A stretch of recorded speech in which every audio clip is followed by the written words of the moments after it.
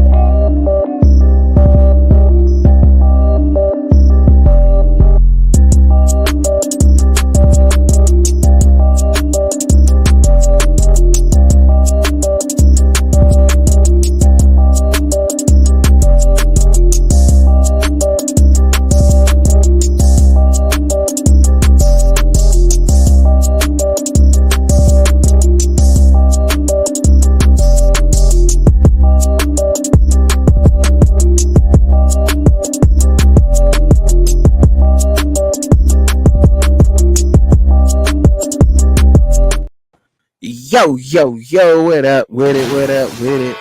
I know that's a long ass intro. I know y'all be like, man, damn, man, when you gonna come on? But man, look at man, it's been an interesting week to say the less, to say the least, to say the least, man. But what's up with you, Shad? What's going on, bro? What's going on, man? What's going on with it?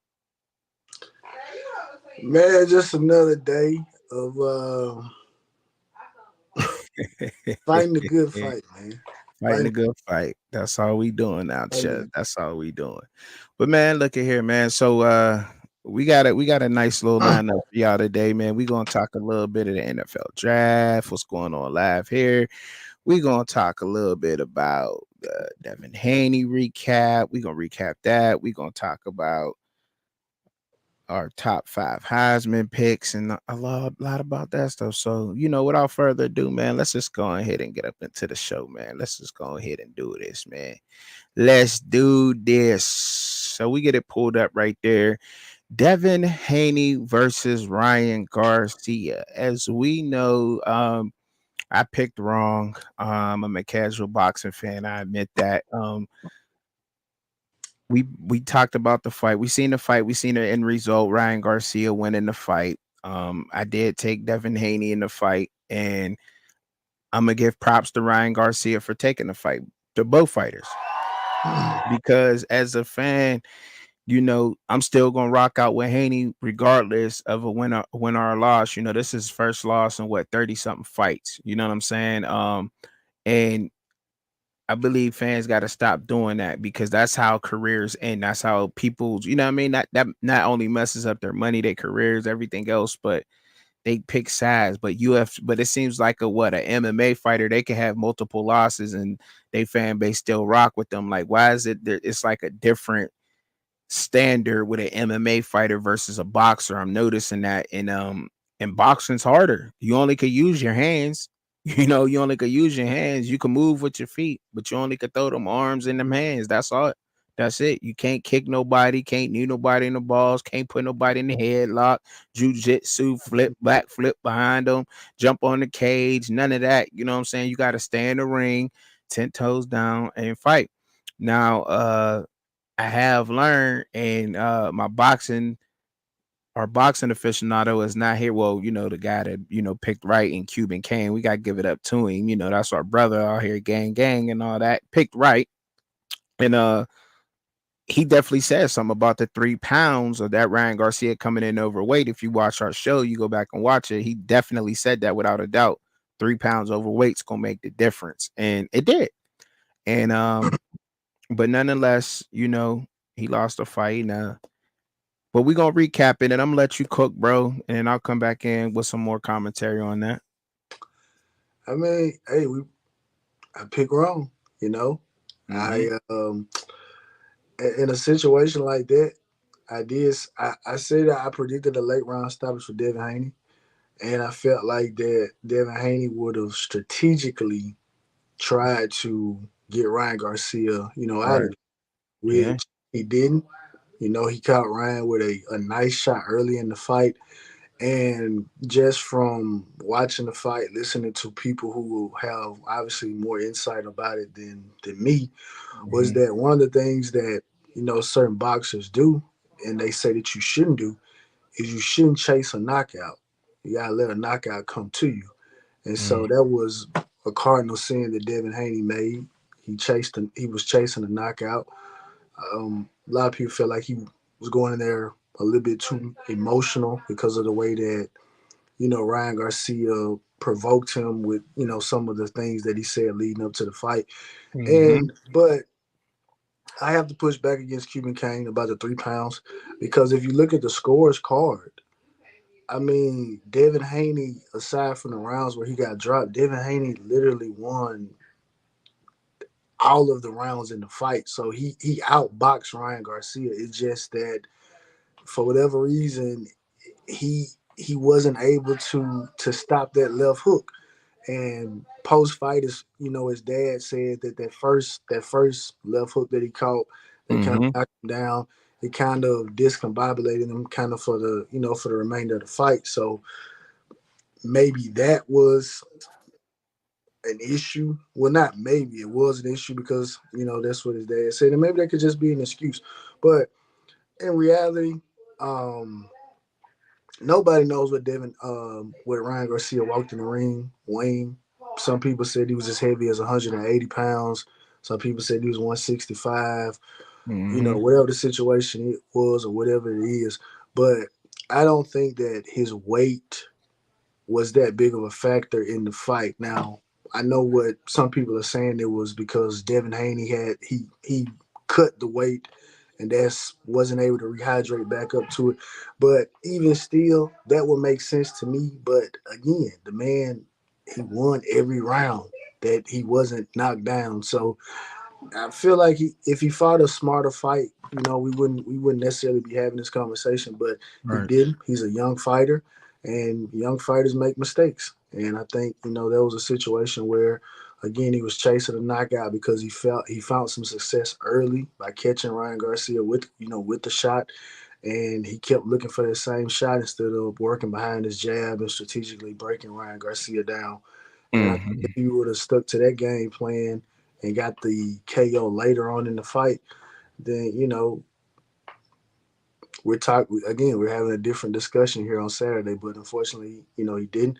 I don't Right. ever take anything away from Ryan Garcia, because he's a big puncher. You know what I mean? Yeah. He's a big Yeah. puncher. So and Mm-hmm. I'll close with this. Um, yeah, man, it's sad that if you do catch an L, Mm-hmm. you catch an L in the ring, and then you get drugged on social media, and to some fighters they say, well, is it worth the risk? But I will say this though, I do think you do need to go ahead and take an L, because taking L's that has not hurt Canelo Alvarez's career. Ryan Garcia took an L to Tank Davis, and for the most part, no one's even talking about that L he took to Tank Davis. They're talking about what he just did to Devin Haney. So Mm-hmm. you can bounce back. It's just that after that L, you need to have a convincing performance against another equal level fighter, and it'll work itself out.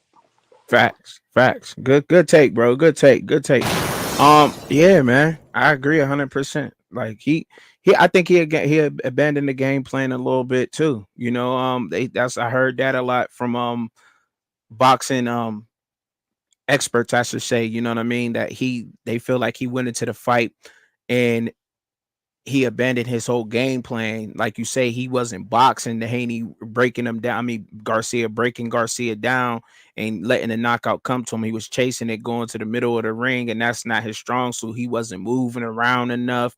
using that jab, that speed, the quickness to get away from that. And he tried to stand in there and box him. And a lot of that, I guess, was fanfare. But look, that's not gonna ever stop me from rooting for Haney in the future. It's not gonna stop me from supporting Haney, and we gotta support our fighters out here because they gave us a big fight. They gave us exactly what we wanted. But I think that this is what some other box, like you said, some other boxers are afraid of is the social media, losing a couple of fans and losing some casuals because they took the L, and you know what I mean. And when you got so many like other boxing channels, oh, Haney just got the ish beat out of him and blah blah blah, and say, and when a casual sees stuff like that, to them it means a lot more. Had I not been doing a little bit of research in the boxing and wanting to learn more about it, I'll probably be one of them people thinking like, man, Haney just but I know better now to know that you had, what I mean, that's just one fight, and they gave us the fight we wanted. So in closing on this whole situation, like, I hope that we get more fights that we want. Respect to both fighters, and that's not gonna ever stop me from supporting Haney. Period. Just gotta say that. Yeah, facts, facts. Facts. So moving on, man. So to the next topic, man.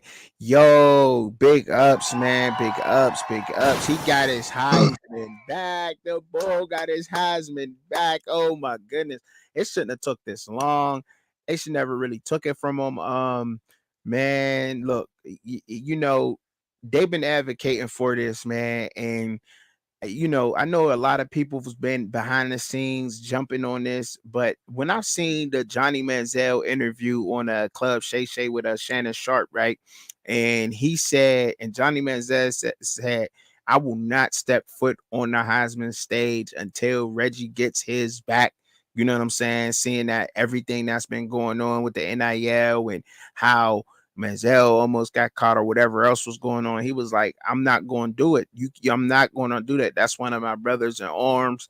And I respect that. Not to say that there wasn't other people advocating for that, but I've never seen nobody advocate and speak on such a big platform, such as like a Club Shay Shay, to reach a whole bunch of people. Like, what, Reggie Bush, he ain't got his Heisman for what? Like, and but with that being said, though, man, I'm so glad that he got his Heisman. And Reggie Bush, man, he played at USC, man. He had 11 years in the NFL. He played for 5 different teams. The man then dated Kim Kardashian, Eve Torres from the WWE. I mean, come on, y'all. And we gonna forever remember the 2006 Rose Bowl, right? I remember that game like it was yesterday, for real, bro. I mean, what, Texas won? What was the score, bro? Was it like I can't remember what the score. I don't remember the score. 41-38 or something like that. It was like 41-38. I mean, what, Lindell White had 3 touchdowns that game. I believe Vince Young went off that game. He went absolutely bonkers that game, man. And but and I got some of that, but that game will be forever etched in my mind. That's where the game I remember Reggie Bush and watching USC. And I think that game right there in 2006 is what began my love for college football. Because that game alone, bro, it made me root for both teams. Like, I've never, and I didn't walk away. Like, I remember wanting Reggie to win because he was a running back, and that's what I was, and and watching Vince Young, but I was rooting for Vince Young, and I was rooting for Reggie Bush, and I was rooting for both teams. Like, what I'm saying? And I'm a Longhorn now because whatever I told you what the bet was with that, but still, like, it's like, I'm just like, oh, back and forth. And it was just so exciting, so captivating. And it was just had you on the edge of your seat. And for real, that's where the love of college football really came to me, was watching that game. Like, that was the one game I could honestly say that I watched and I wasn't mad that a team lost, because to me, I think they both came out winners, man. If you ask me, I'm gonna let you go ahead and honor them a little bit, then I'll dive back into the game, man, because that game had some crazy stats. Like, I had no idea, like, until we was bringing up the subject, that Lindell White was actually like the MVP of that game, or he would have been had USC pulled it off. Yeah, Linda. Yeah. And again, like I say, this is, congratulations to Reggie for getting his Heisman Trophy back. And yeah, because, you just think about it, everybody knew Johnny Manziel going to the NFL had a quote unquote substance abuse issue, right? Right. That's a problem. So again, for the Heisman committee to say that, well, we take off the field stuff into consideration. We want people with a certain moral compass or anything like that. Reggie Bush didn't get in trouble off the field. Nah. You know what I mean? And the situation, they punished the school. Reggie, they took Reggie's Heisman, but again, just you didn't take anything away from Johnny Manziel. You were in love with Johnny football. Johnny was doing some of the same things that got Ty Gurley suspended. Mm-hmm. Well, not some of doing the same things that got Ty Gurley suspended. The same thing that got what's my man name, Terrell Pryor suspended at Ohio State. Mm-hmm. But at no point did y'all take his Heisman Trophy away. So again, it was just the NCAA being reactionary instead of being Mm-hmm. proactive. Right. Because if anything, you don't take away his award because he won the award. Now again, some Texas fans may feel like, hey, look, Vince Young had a better year. Again, they make the argument and say, hey, look, Reggie, you were great, but Lindale White was really kind of the workhorse, and you were just kind of the guy that do the electric things and stuff like that. Mm-hmm. But in any regard, it shouldn't have been taken away. Um, you know, it shouldn't have. I mean, Right. just and if it was taken away, it shouldn't have taken this long to give it back. So I'm happy that he was able to get it back because he rightfully earned it. You know what I Mm-hmm. mean? Because at that time, Reggie Bush was, to many people, the absolute best player in all of college football. Period. Period. And Period. What is your favorite Reggie Bush moment? oh, it got to be against Fresno State. He's Oh running down the yeah. sideline. He pushed the ball behind his back, takes the other side of the field, and it's just like and at that time, because at that time the pack was just USC and you got Oregon, kind of coming up. So you Mm-hmm. kind of looking at the pack back then, it's like, bro, the pack, like they just made the running backs just look so exciting. Like Yeah. Reggie looked so exciting. Um, Maurice Jones-Drew looked exciting. Marshawn Lynch looked exciting. All those backs that Oregon had, they just looked so exciting. Mm-hmm. So, but but Reggie was at the top. Reggie was at the top of just at the top of the hill. You know what I mean? Yeah, he was. And he Yes, was he was, he man. was Yes, he he was was. that guy.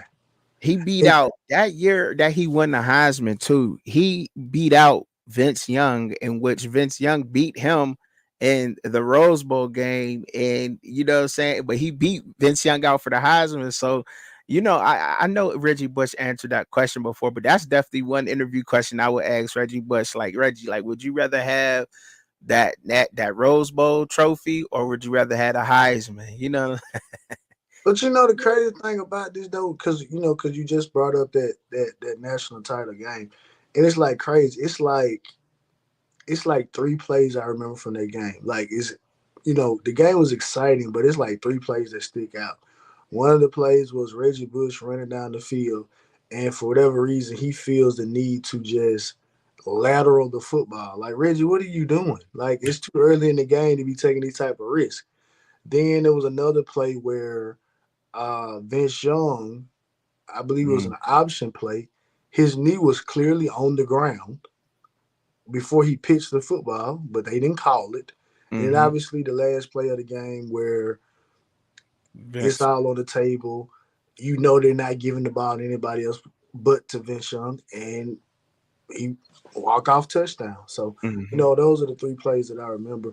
But I mean, at that time, I remember I was in high school. I was going, I was going for USC to win that game because Me too. at that time I felt like they were the better team. They had the more name recognition. But when you look back on it, that Texas team may have not been from an overall perspective as talented as USC, but that Texas team is one of the most talented teams that has been in college football in the last 20 years, and the NFL draft supports that, especially Well, secondary. Oscar, I believe they had middle linebacker Oscar Lua played for USC back then, and he just didn't have. And people, and now that you mentioning that, like I always do my research and my due diligence. He only had 6 tackles in that Pacific game, that national championship game, and people were looking for him to have a better game, like you said. Like, how the hell did the cornerbacks in that game, Michael Griffin and Michael Huff? No, I'm sorry, they was on the other side. Darnell Bing and Josh Pinkert was the cornerbacks for USC back then, right?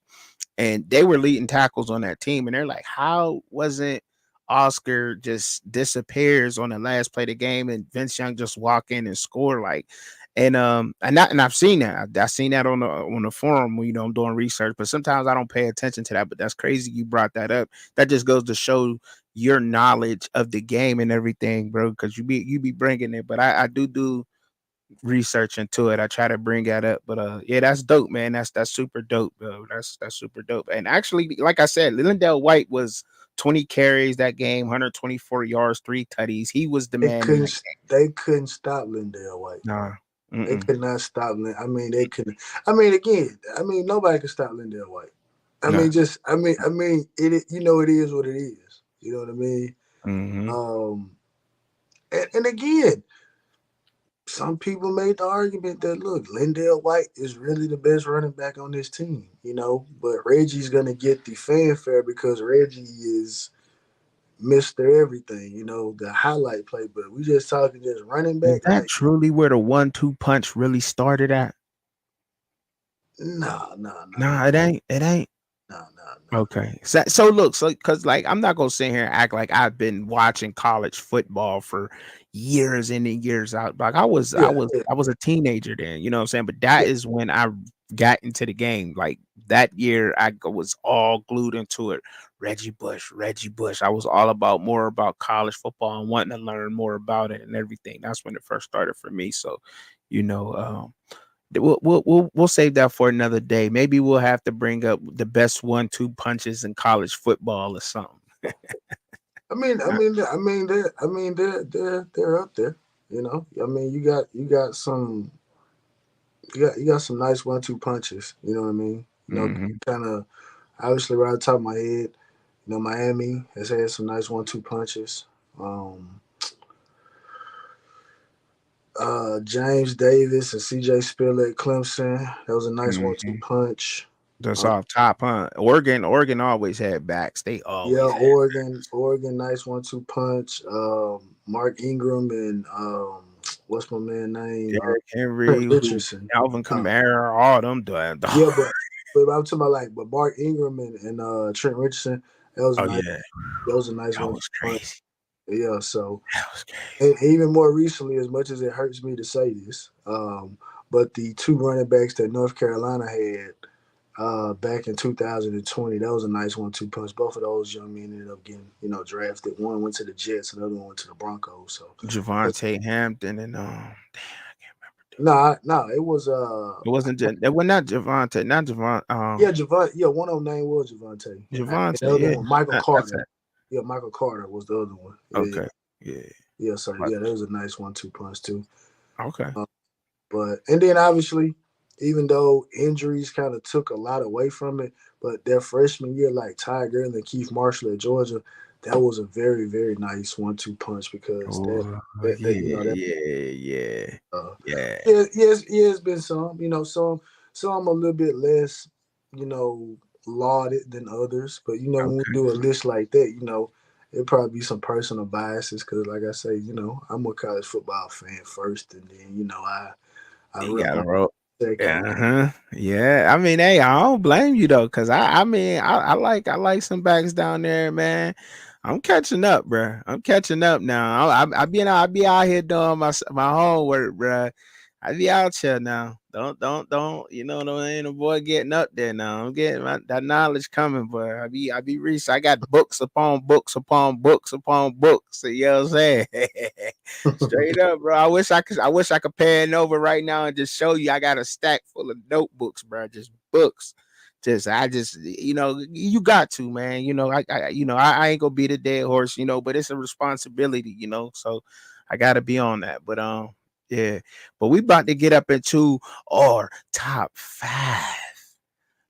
Our top five. Our top five Heisman's. That's not just ours. It's ours. Not everybody else is not this list, not that list. It's Shad and I top five Heisman lists. We're gonna try to get through it as quick as possible. But would you like to take the floor? I mean, or you want or No, you want to go back and forth with it? How you want to do this? You want we to can get go back. We can go back and forth. We can go back and forth. okay. So I'll let you go first, sir. So obviously, my top one is Cam Newton, and it's for a multitude of reasons. Okay. One of the reasons being nobody expected it, for one, Right. and Heisman Trophy winners don't always have the most success in the national championship game, which we just alluded to with the Reggie Bush situation. Mhm. Um, I know a lot of people, when they talk about it, they say, "Oh, well, Cam didn't play with, a lot of guys that went to the NFL," and that may be true, but I always think about it like this: they were a good enough college team to get the Mhm. job, right? Mhm. Thinking back to that Alabama game where Alabama had them down in the first half, and for them to come back in the second half, Cam wasn't playing defense. You know what I Mhm. mean? They Right. had Nick Fairley, but Nick Fairley wasn't the only one on the defensive side of the ball. So I still remember a game against the University of Kentucky where Cam put the guys on his back. But again, people still had to block, people still had to catch. You don't account for 50 total touchdowns. And I just remember the demolished job that he did to South Carolina in the SEC championship game that particular year. So I mean, He was nobody 17. He expected it. was 17 for 28 that game, 61% of his passes for 335 yards, 4 tutties, and He he went had two on crazy. the ground. Ooh. You know what I'm saying? Ooh. He went crazy. Again, like I said, now the national championship game, I don't know what transpired in there. He didn't have a Heisman-esque performance, but that Oregon defense was biting. And again, that's a perfect example right there. That was a team victory that particular game because Yeah. Oregon was just absolutely on fire that particular year. That's Thomas at quarterback, I think he may have had 40 passing touchdowns himself or high 30s or something like that. And definitely. for that defense of Auburn to come in there and limit them, and then for that Oregon defense to go over there and limit a Cam Newton. So, that national championship game, it won't get the same type of fanfare as like, that Texas USC game or, some of the other ones, but that was just that was a good game where you just had two really good college football teams battling out and somebody had to win, and Yeah. but it was great. Cam was able to cap off, a unbelievable season with that national championship because I think that national championship game that Cam Newton played in, I don't think that was. I mean, statistically, that wasn't really that too bad of a game against Oregon. You was some but argue. I but mean, when you look at what but when you look at what he did throughout the season, and then you kind of get over there to Oregon, where because I don't even think they mhm. scored a touchdown. There was just a bunch of field goals being kicked that game. So yeah, No, he scored. Then he threw for two. he threw for, okay, Yeah, he threw for two that game. He threw for two that game. He was 20 for 34, had completed 59% of his passes that game, and then he was he had like what 265 and two okay, touchdowns and a pick. So I mean that's what I'm saying. Like statistically, it wasn't that bad. And they came yeah, from behind, like you said, too. yeah. And they had Michael James that year too. They had Michael James in the That's, backfield. that was a absolutely loaded, that was a very loaded Oregon team, Yes, it as well. was. You know what I mean? Yes, it But yeah, was. but that's my number one. Okay. I mean, so I got Cam Newton on my list, so I gotta go ahead and get him out the way and just add to it, because I had him on my list when you said Cam Newton, and I said, all right, well then I'll just, what I mean, roll with him. I'll just roll with it. So Cam Newton's definitely on my list, and obviously he beat out Andrew Luck, LaMichael James that year for the Heisman, if y'all can remember that in 2010. I think Uh, Mike had a 300-yard rushing game against USC or something like yeah, yeah. stupid some stuff. Yeah, Levico, yeah. And I mean, and that's what I'm saying. That Andrew Luck was just absolutely just woo, and for Cam Newton to come in and put in that work, man, it was stunning. And that's because he was a true dual threat quarterback. I mean, he was completing 66% of his passes back then, when he won the Heisman. He had 30 touchdowns, 7 interceptions. He had 20 rushing touchdowns that year when he won the Heisman. And against Georgia, the 4 games that I highlighted out there, obviously I gave you the stats from South Carolina and Oregon, but I also highlighted the Georgia and Bama game like you did too, because Georgia, Bama, Oregon, and South Carolina wasn't that bad. I believe that was how many years out was that, or when they Jadeveon Clowney, if okay, Mhm. I'm trying to think, because Clowney was an absolute freak down there in South Carolina, and I mean, Well, they them. didn't play. They didn't play each other No, though. I don't think no, but Yeah. no, they didn't play each other. But I was just saying like that.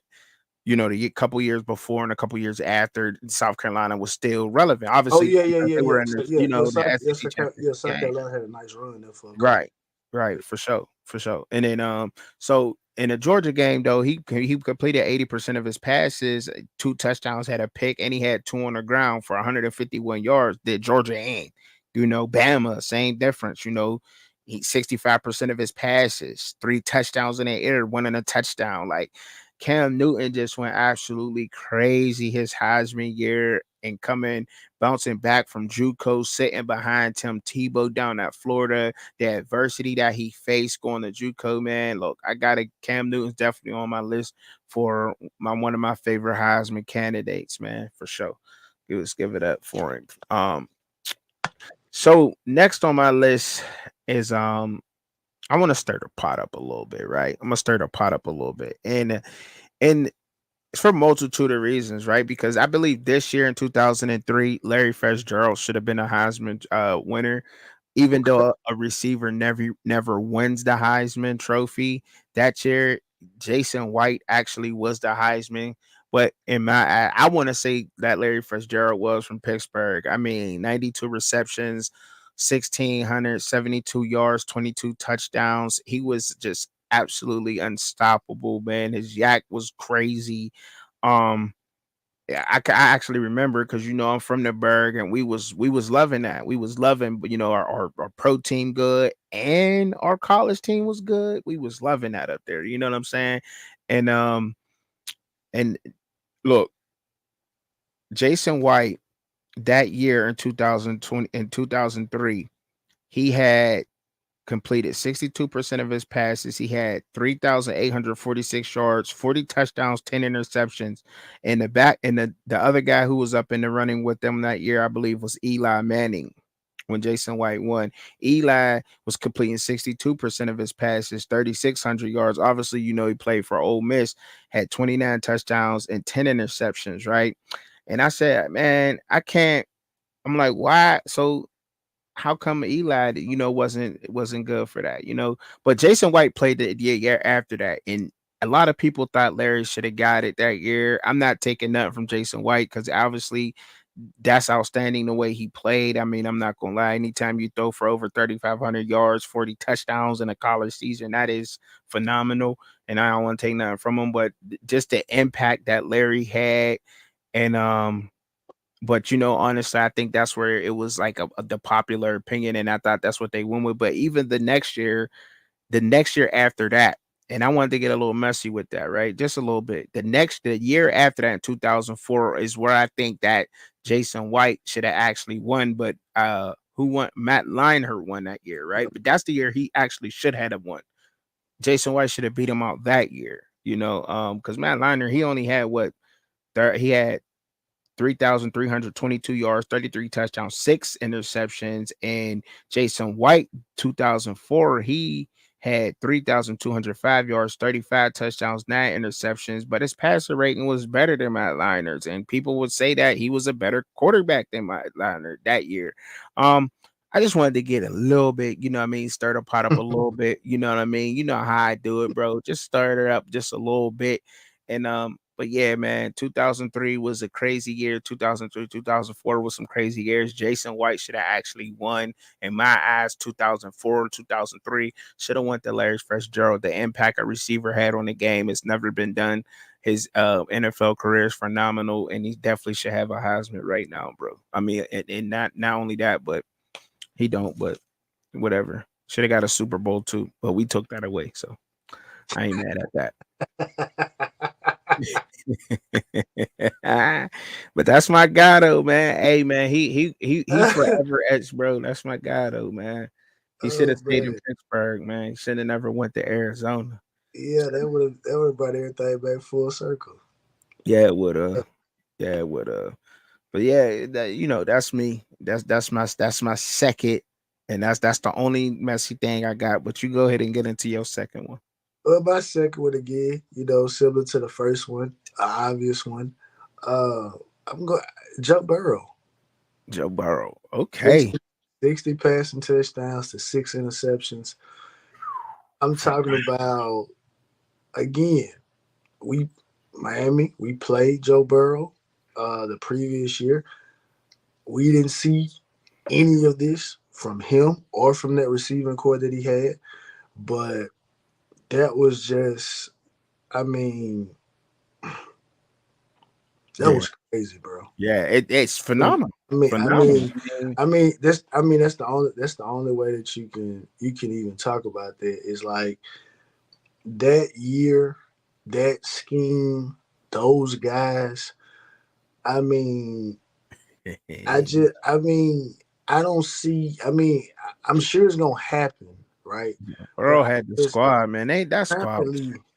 Currently, I can't picture another quarterback having a year like that. Because again, like I say, we had leading up to this, we had all heard about Timmy Chang and those guys down there in Hawaii throwing the ball around 50 touchdowns, all that stuff like that. Mm-hmm. But you hadn't seen it work at this level in that conference.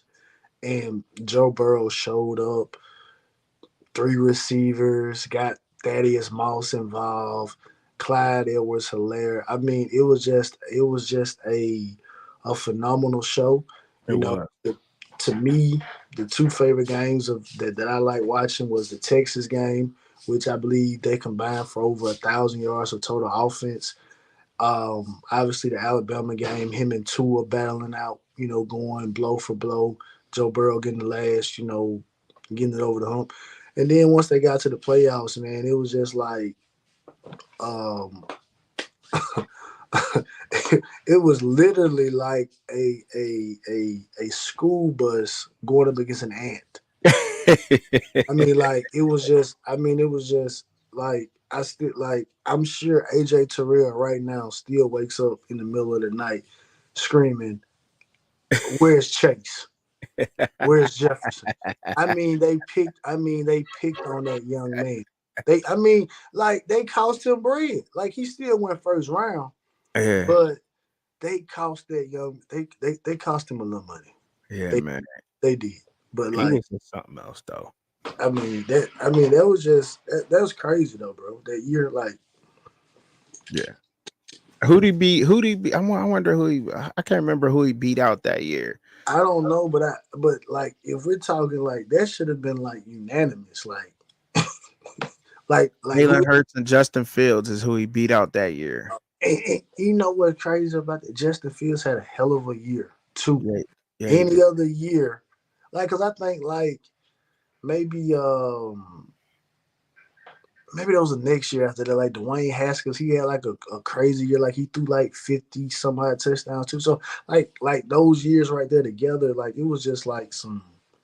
Well, no, Dwayne Haskins was after that, But it's like, bro, it's like, Yeah, Joe this Burrow. is He was different, good. man. He was him. He It's was him. different. That he was him. He was. He was him in college. I can't argue with that list. I can't argue. I like that one. I like that pick. I like that pick a lot. I like that pick a lot. But wait till you hear my next one. Wait till you hear my next one. You said Joe Burrow. So I gotta go Lamar Jackson. I, 2016. I can respect it. He beat out Deshaun Watson that year and Baker Mayfield, bro. He had two games over 400 yards that year against Syracuse and Marshall. Absolutely went off. But the Syracuse game, I know some people might be like, Syracuse, you only threw one touchdown that game, you know what I mean? But he had four rushing touchdowns and 200 yards on the ground. 199. 199. I rounded up and gave him 200. All right, I'm just kidding. You know what I'm saying? But that, I mean, you want me to give you correct stats? That's what it was. And then, I mean, Marshall, he actually only had 62 yards rushing on that game, but he had two touchdowns that game. Had five in the air though, five in the air.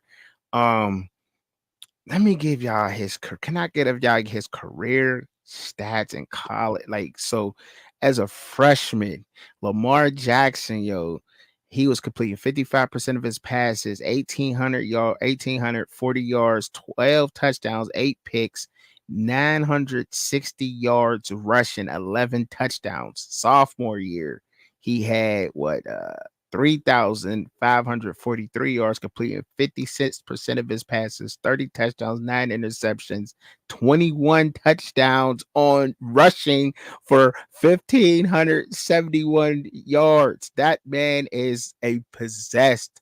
He's great. Hey, yo, his last year, though, he had 3,600 yards, 27 touchdowns, 10 picks, but he had 18 rushing touchdowns, 1,600 yards rushing when he won the Heisman that year. Lamar Jackson at Louisville was the guy, and he's definitely one of my favorite Heisman's, bro. Period. Um, and not only that, but Deshaun Watson had a hell of a year that year. Can't knock that, and Baker Mayfield did too. So he beat out two good players.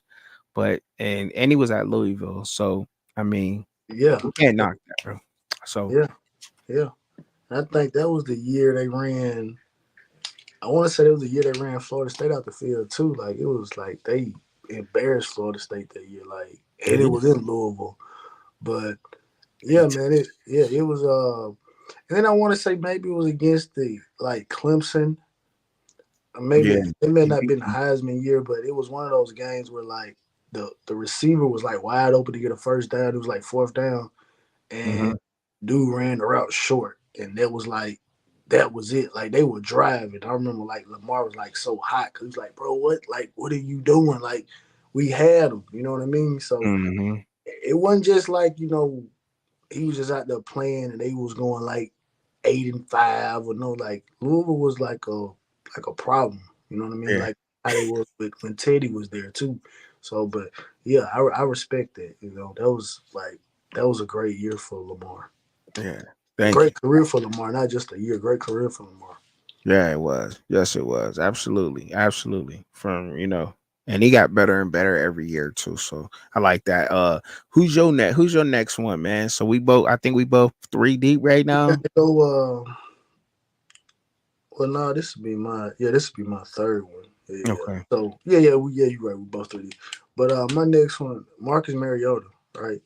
Um, like like Oregon has probably been like my low key my second favorite team. They now way back to Dennis Dixon because I absolutely love Dennis Dixon. I hate how in his last year because Dennis was cooking, like Heisman buzz and the knee, and Oregon was making a push for a national title that year, and his knee went, So I had kind of been watching Oregon, since Dennis Dixon, and obviously, like you say, like the Michael James year, the DeAnthony Thomas years, and stuff like that. But like Marcus Mariota was like literally like their crowning achievement at the quarterback position. Heisman Trophy year accounted for 57 total touchdowns, right? 57 total. How many he had that year? 57 total. Again, Gee, that's seven more. That's seven more than Cam. But again, very good, very good Oregon team. You know what I mean? Um, Ran Florida State off the field that particular year. But unfortunately, like I said, they suffered the fate. Well, he suffered the fate that a lot of Heisman Trophy candidates suffer. When they get to that big game, they just don't pull it out. They literally ran into an absolute buzzsaw in Ohio State in 2014. But that doesn't take anything away from what Marcus Mariota did. right. He's cemented as the greatest quarterback in program history, and he capped it off with a 57. He accounted for 57 total touchdowns. So 40 He was some odd. exciting. Yeah, yeah. So he was, I think, yeah, 40 touchdowns. No, 42 touchdowns passing to six interceptions. And that's what I like to see because when you think about it, you throw 42 touchdowns and you only threw six picks. That's good. That's a great touchdown interception ratio as well, right? Great, You know what I great, mean?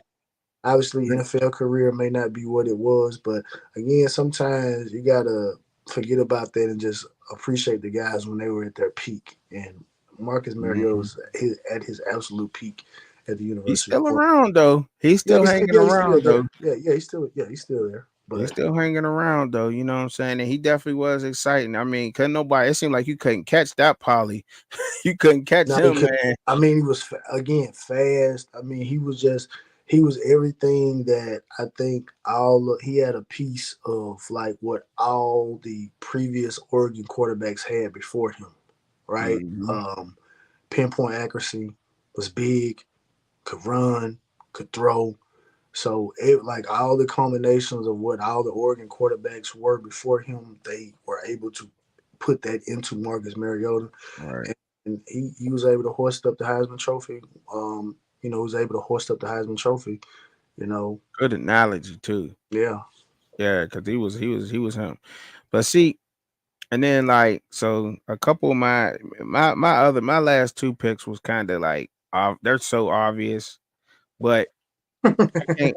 I mean, look, but still, like I can't go and talk about Heisman of my all time list without putting an all time great on it, and I had to. And I mean, obviously Charles Woodson. I mean, for like what the one defensive player in so many years, like that ever might ever do. No, another DB might not ever do that again.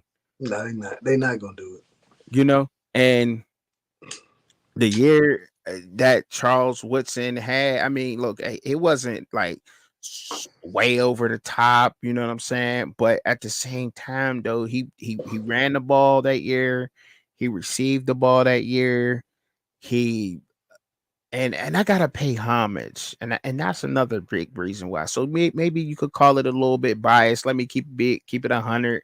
You know what I'm saying? I got to, but Charles Woodson, man, he beat out Peyton Manning that year, and believe it or not, Ryan Leaf was good in college, y'all. Yes, he was. Yeah, yeah. Ryan Leaf and Peyton Manning. So, and for a cornerback to beat them two out, like he was their worst nightmare.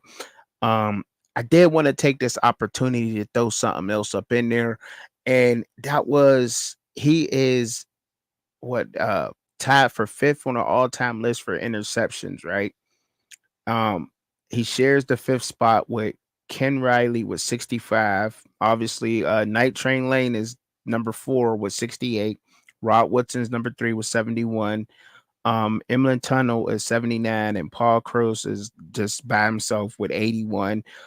Ed Reed's in seventh, y'all, with 64. I'm getting there. Y'all like, why is you naming these people? Like, they ain't got nothing to do with it. But listen, Ronnie Lott was 63 at number 8. Darren Sharper got 63, and he's not in the Hall of Fame, and he's on that list, and he's right amongst those greats. So, I mean, while paying homage to another great in Charles Woodson on the Heisman, when him being my favorite Heisman's, I also wanted to point out that Darren Sharper got 63 um, interceptions on the all-time list, number 9, and he's not in the Hall of Fame. Retired in 2010, by the way, but should be out there. Yeah. Charles Woodson, man. I mean, he had 65 career NFL career interceptions. We all know that. What up, Cuban Dumas? I see you up in here. And yeah, so let me just keep it short and sweet like that. That's pretty much it for me. I had to throw him out there, man. Yeah, yeah, yeah, yeah. I can respect that. You know what I mean? I can respect that. Facts. Um, my next one is Sam Bradford. Sam Bradford. You know, What? So I Sam Bradford. I mean, I keep no, but my last one is going to just like it's gonna be like ain't no way he said that name. Ain't no way he said that name. Ain't no way he even brought him up. But Sam Bradford, again, similar to what I felt about Joe Burrow. Again, we had seen situations where these quarterbacks had thrown for 50 some odd touchdowns at the University of Hawaii. But mhm. Sam Bradford with Kevin Wilson as the offensive coordinator, I mean, they were an absolute sewing machine, right? Mm. An absolute sewing machine that particular year. I loved watching that offense because that was the particular year where you started to see some of the change in college football where the big time programs now are adapting what a lot more air raid concepts within their particular scheme. And Sam Bradford, was that guy, pinpoint accuracy, and he just had a hell of a year that particular year. I loved it again, but similar to Marcus Mariota, just ended up running into a buzzsaw in the national championship game that '08, yeah, that '08 Florida team, where it was just it wasn't they didn't blow them out. It was a close game, but you could just see that they were a little bit more physical. But Sam Bradford held his own in that particular game, right? Again, I think most people the play that they will remember from that particular game is the sideline throw that Sam Bradford made, which in today's football, that hit that Major Wright had, that would have been 15 yards. He would have been, disqualified from the game, right? Mhm. Back then, again, that just shows you how, again, I'm thinking about that game like it was like yesterday or something, right? But that was in 2008. It's 2024. It just shows you how much the game has changed in that length of time, right? Because that Major Right hit on that receiver back then, like everyone was hoping as a DB to get a hit like that. But nowadays you can't make a hit like that. They'll throw you out the game. They'll throw you out that game and they might suspend you for the next game. But Facts. not to take away from Sam Bradford, great year that year, man. I loved it. Kevin Wilson and Sam Bradford, great. Again, then they kept that and that Oklahoma offense, that style of offense just continued to progress every quarterback they got after that. But I think Sam Bradford kind of started. Um, and again, I'm not a OU fan by any stretch, but Sam Bradford is my favorite Oklahoma quarterback. So, Go ahead and drop your next one, dog. Go ahead and drop your next and one. so my last one, which is way out of left field, is Troy Smith. Troy Smith won the Heisman Trophy. And the reason I put Troy Smith on here is because I really couldn't put the guy that I wanted to put on here because he didn't win the Heisman Trophy. He was just a recipient of passes from Troy Smith. It was Ted Ginn Jr. But I loved what Troy Smith did that particular year. Numbers weren't just gaudy, 30 touchdowns and 6 interceptions. But again, when you just think about this Heisman Trophy that he won, because this was in '06. This was in '06 that he won it. And you're not necessarily thinking about, like, in today's game, I think if Troy Smith was playing today, that number would probably been easily 50 and maybe 6 or 7 interceptions. But just back then, I loved Ted Ginn. And so just by default, I love Troy Smith because Troy Smith was throwing Ted Ginn the ball because at that time Ted Ginn was like my second favorite college football player behind Devin Hester at that time. But So that's my. I mean, that's my number five, right? I know it comes off the wall because Troy Smith is not a name that a lot of people will bring up, you know, in terms of this. But Troy Smith did win a Heisman. But again, similar to Mariota, similar to Bradford, you get to the national championship game and things just don't work out. But I still stand by this, right? I'm Mhm. not, again, Miami fan to the death of me.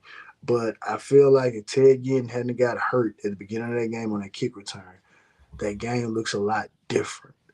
A Yes. lot different. But it is what it is. I could dig it. I could dig it. I could dig it. My Game last was played, next man up mentality, but you just don't replace Ted again. word. Y'all heard it. Y'all heard my man. Y'all know how he be bringing it. But my last one, cause I'm short. Y'all never see me stand. I'm only like five. I'm only 5'6". I'm only 5'6". Little short, little bowling ball, butterball type dude. You know what I'm saying?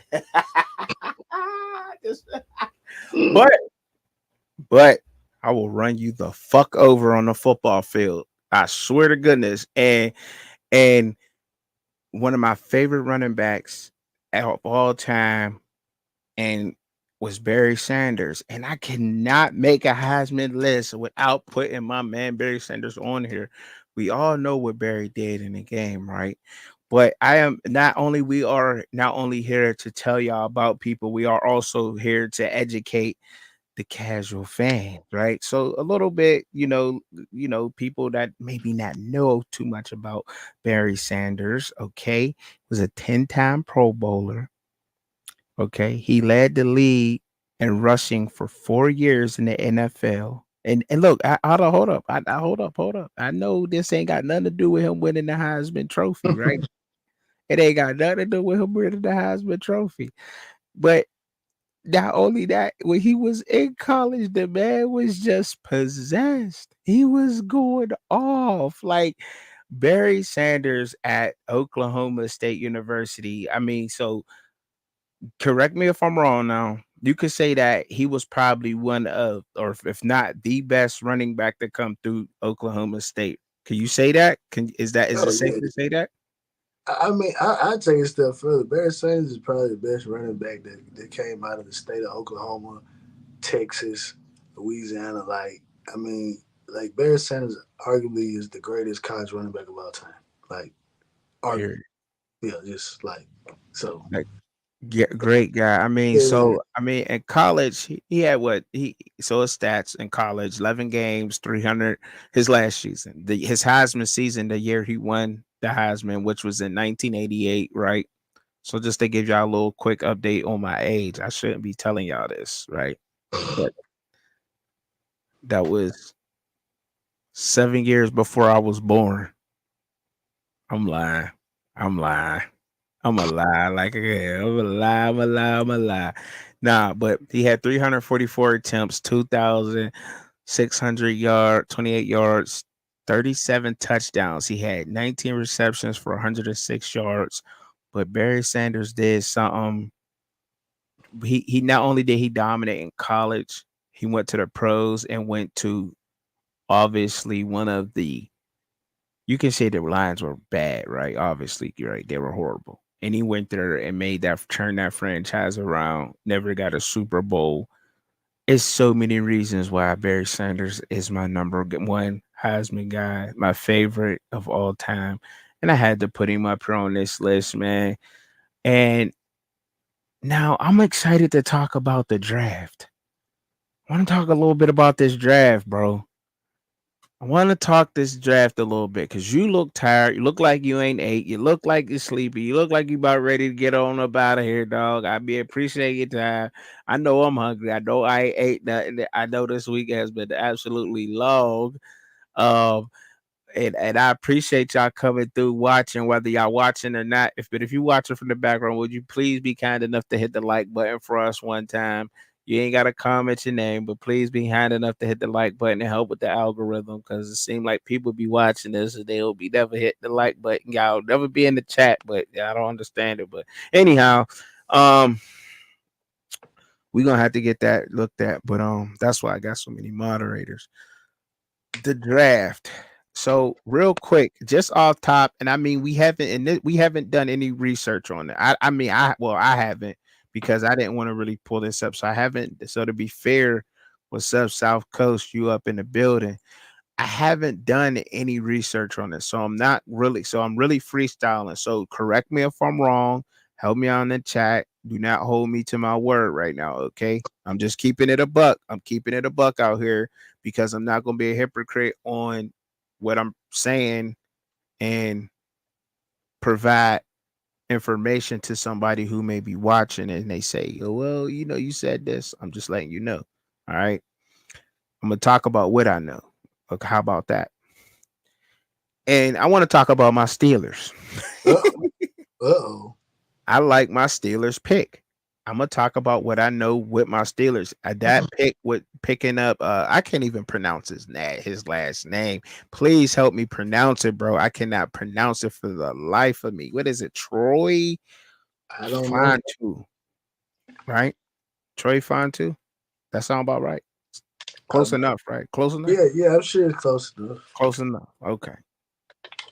Um, 6'4", 317 pounds. He was a tackle at Washington. Now, going into the draft, arguably, people were saying that there was only one guy who was really better than him, but we discussed it. And Joe Alt is 6'8", had a lot of hype behind him going into college, played up at Notre Dame, played well up at Notre Dame, continued to have the hype because he didn't never lose steam on his play on the field. So, yeah, he deserved that. But you maybe say that, and to me, I think that he was the best lineman in the draft. I mean, when you talk about how agile he was, his agility, and that's what matters to me because he has the strength, he has the awareness, he can move, and his agility, and he's a versatile tackle. Now, I think we'll probably move him inside on or at guard, and I think that's fair enough because that's what you do with inexperienced linemen. Either coming from you do it in college, from high school to college level sometimes, and sometimes you do it from college to the pro level, right? To get them on the field, get them some experience, get them some reps, and get them out there, and so it could adjust their footwork and whatever else. But I think he might be at guard, and I could imagine him pulling. And we definitely could use him at tackle too. So I really don't know in the air. Just to give y'all a quick breakdown on that, we went and grabbed Broderick Jones last year, from Georgia. We got Dan Moore, Anderson Height, Delvery Hamilton, Kellen. I can't pronounce his last name. Dylan Cook, Tyler Beach, James Daniels, and Spencer Anderson. So these was all of our offensive linemen. They're almost all tackles.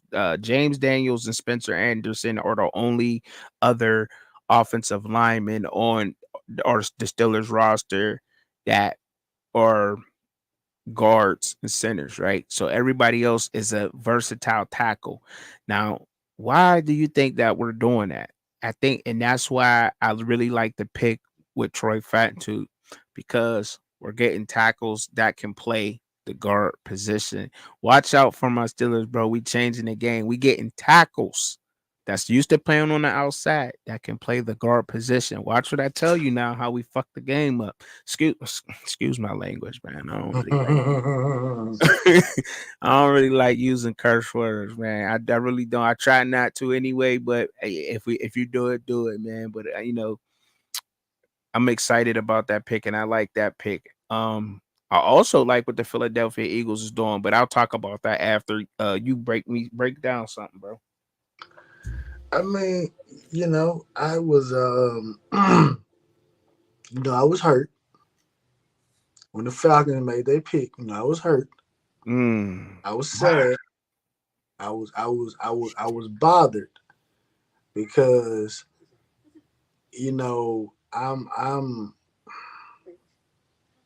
I was hurt, man. Why was you so hurt? What you mean why I was hurt? I done banged the drum for this man the entire year that he's coming. My team won just enough games to put us in position to get him, only for the funky A Falcons, who who y'all signed Kirk Cousins. Y'all weren't even supposed to be y'all weren't even supposed to be thinking about a quarterback. I mean, Mm-hmm. we hearing that y'all have to explain why y'all took Michael Penix. So it's Mm-hmm. like y'all went rogue. They Y'all did. took that from me. Mm-hmm. So that was my takeaway. But Yeah. all in all, um, that's a good pickup for them. You know, we were able to get But I Brock got Brock Bowers. Bowers. I got Brock Bowers. I Man, mean, hey, listen, man. Hey, listen. I don't care. you don't care. You don't care. I know you wanted Penix, bro, and I wanted you to have Penix too, bro. I just wanted you to explain to the honest, but bro, for real, I knew that I wanted you to have Penix too, and they definitely was going after him. We talked about these quarterbacks leading up into the draft, bro.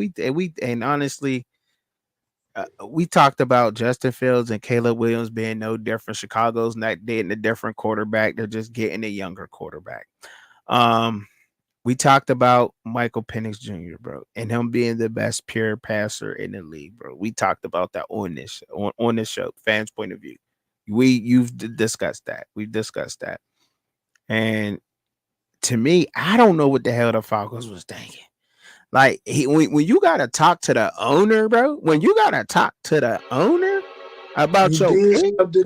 You did something you weren't supposed to do, yeah. I mean, he came up in and they there like, took that what from the me. fuck? What the? He said, it's disclaimer: children, cover your ears if you watching. I don't know if they do. What the fuck you doing? Who the fuck did you pick, motherfucker? Motherfucker, They you took took a that from me. motherfucking quarterback after I just paid this motherfucker $188 million. That's what I'm saying. You dumb motherfucker. I said, That's what I'm fine. saying. He said, sir. He said, sir, I, I ain't say that. I ain't, They need to sir, trade them. Listen. We'll trade y'all Brock Bowers for Michael Penix right now. Straight right up. now. Straight Straight up. up. Take him. Because listen, You right? I would love like look again. No shade to Brock Bowers. Brock Bowers, great player, right? But I don't know who's gonna throw him the football. Right. How I you think? mean, How you think Devontae Adams feeling right now? Devontae right now is probably doing the same. This dumb motherfucker ain't trade up and get this motherfucker Michael Penix, man. This dumbass fucking Falcons, man. Punk That what ass motherfuckers. that what I'm saying. Fuck Hey, them listen, dirty ass. that's what I'm saying. But I say this though. There were 5 picks that I did like. That's what I kind of wrote it down, right? So I liked Falcons getting Penix. I like Mm, us getting, I mean, I'll BS aside. I like us getting Brock Bowers because yeah. many people's eyes, position aside, many people felt that Brock Bowers was the best player in the draft. And, the last time we were talking, individuals were talking like, hey, look, it's like they're getting fatigued because of how good Brock Bowers is. They want a reason Mm-hmm. for him to drop. He was the only tight end drafted in the first round. You know what I mean? Mm-hmm. So he was that. I love Xavier Worthy. Again, he's going to a rival, but I loved Xavier Worthy going to the Kansas City Chiefs because I feel like Xavier Worthy, of all the speed receivers that have come out over the years, Come on, I Buffalo. think I think Xavier Worthy is the one that can actually catch the football.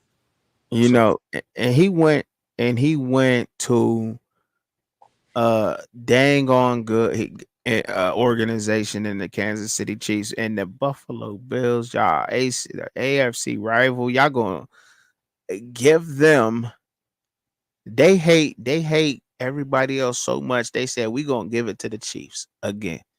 We gonna give the Chiefs another one. But the Chiefs had to reach for that because oh boy, he like racing cars in the streets, dummy. Dummy. so He gonna um, race car. Like what's his name that was doing that? He was from the Chiefs, right? oh, you talking about yeah, Yeah. She Out right. there racing cars and you and that. Like, why? Like, what, boy? What is wrong? Like, don't y'all got enough money to just like? Could you imagine that? Like, okay, so hypothetically speaking, the fans' point of view just is worldwide. With everybody watching, blah blah blah. We getting this, we getting that, and we got money. And you think I'm gonna race you in a Corvette on a block that's in front of the house? Cut? No, bro. We about to go by the speedway that they don't use because there's speedways everywhere, every little town. In small town USA, I guarantee you they got a speedway. They ain't got but one spot stoplight, but I bet you there's a speedway somewhere around that mother.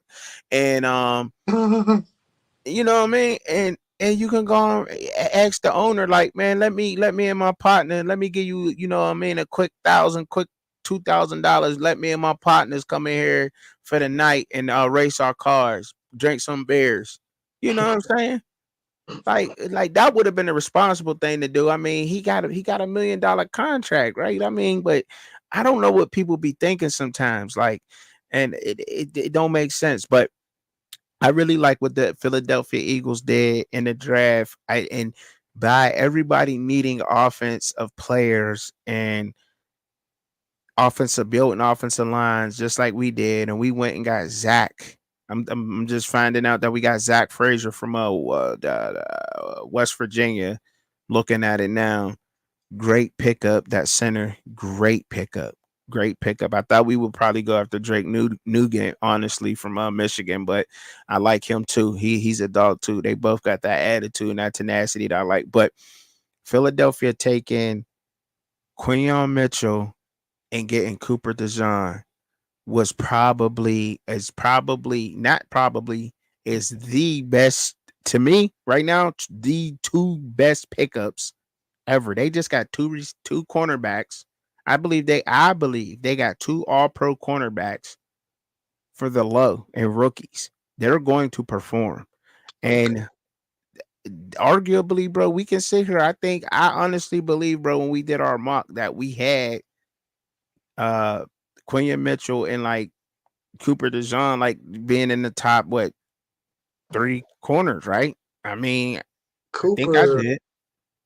No, Quinyon was my Quinyon was my number one corner.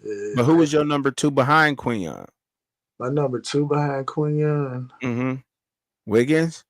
I think I had Nate Wiggins. You had Wiggins? Okay. So, but I mean, Cooper DeJean, I think Cooper DeJean, I mean, they right there though. But if right after Nate Wiggins, if you can't have Nate Wiggins, who was you gonna take? Cooper DeJean, probably, right? Yeah. And That's speaking of Nate Wiggins, I loved him going to the Rams. I mean to the Ravens. I didn't. I know you didn't, but hey, listen, they got somebody to get right physical with George Pickens. So I mean, I like that for them. I like that for him, and like I said, I like that Rome, was able to go to the Bears. Oh yeah, I like that pick. The picks that I didn't like, the number one is obvious, Caleb Williams to the Bears. Marvin Harrison to the Cardinals, not because I dislike Marvin Harrison. It's just that I just don't feel like he'll be maximized at the Cardinals. What? And then I'm not. And I put Drake May on here to the Patriots just because I know they don't have any weapons. Yeah, I thought they would go after Neighbors for sure. The first weapon they went to get is Jalen Polk. So, I mean, Polk is a nice guy, a nice receiver, but A.D. Mitchell was still on the board. Troy Franklin still on the board. So, I mean, I may like that pick a little bit later, depending on what they do, but I'm not taking Jalen Polk as the first receiver off the board as my first weapon for my rookie quarterback. I'm going with Troy Franklin. I'm going with A.D. Mitchell. Someone like that. I'm not. I mean, McMillan was still there, but I think McMillan missed some time this year, so maybe some of his medicals may have not checked off. But I'm not taking Jalen Polk 4.52. No. Do you think so? Do you like? How would you? So what if the Patriots would have said, okay, we taking Malik Neighbors or Marvin Harrison with the third pick? Malik Neighbors, Marvin Harrison, one of them three, one of them two. And then they took like a Spencer Rattler second round pick. Well, I mean, honestly, like I said, I don't like the Drake May pick right now. But Mm-hmm. to be honest with you, it's a plethora of receivers. So I think this probably is the best scenario to get Drake May.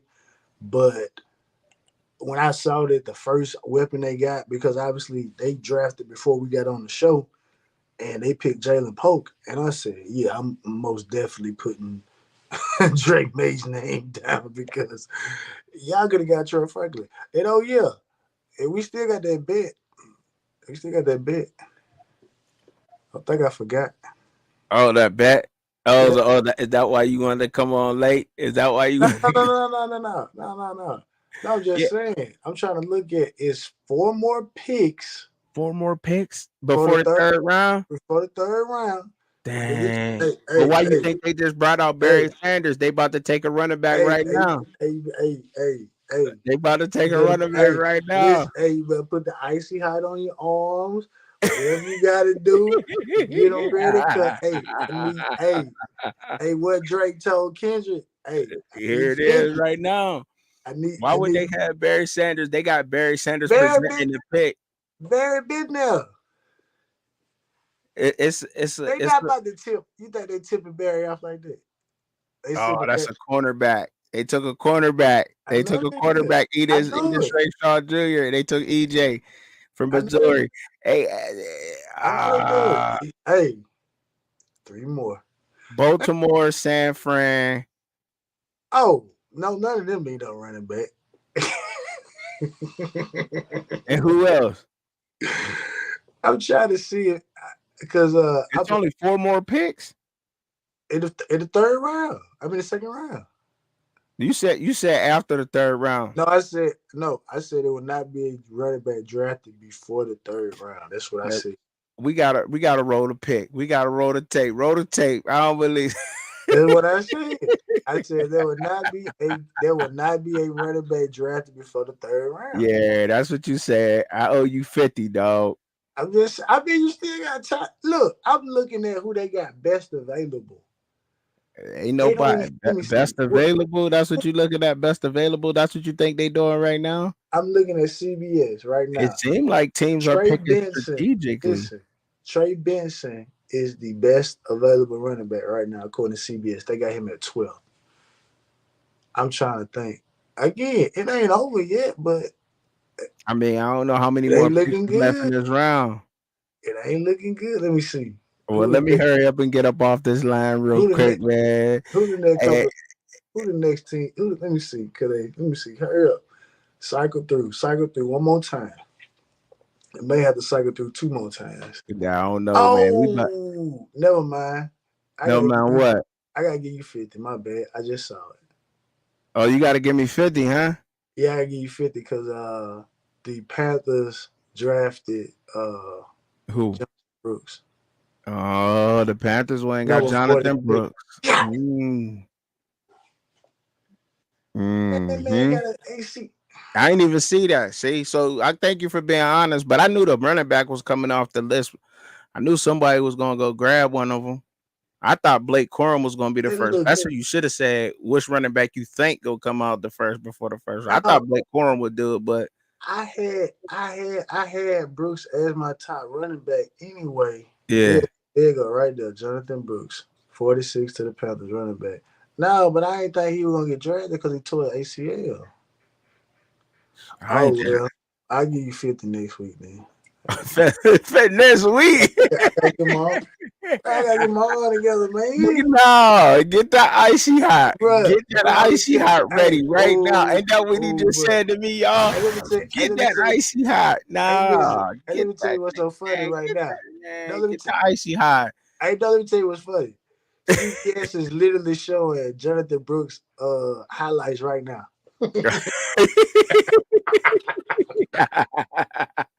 Oh man, yeah, go ahead, man. Bust Bruh, them out, man. Drop bruh. it, give it 50, man. Drop it, give it 50. I got you next week. Hey, we're gonna start the show off with that. Cause I gotta get the camera and everything. You heard what he said, y'all. Hey, I'm clipping that out. I'm clipping that out and I'm putting that up too. I'm putting that up too. I'm clipping that out and I'm gonna put it up too. We're gonna start the show off with Shad doing 50 push-ups because a running back got picked before the third round was out. All right, so, but man, hey y'all, man, I appreciate y'all coming up here and kicking it with us, man. To pick that man. That man got an ACL, man. Yeah, I thought Blake Corum would come out. You was better off having me pick the running back that was gonna come out before the third round, but we just went all the way around. I mean, hey yo, look, and you honored the bet, man. I mean, I would have found out eventually. They still took my Jonathan Brooks.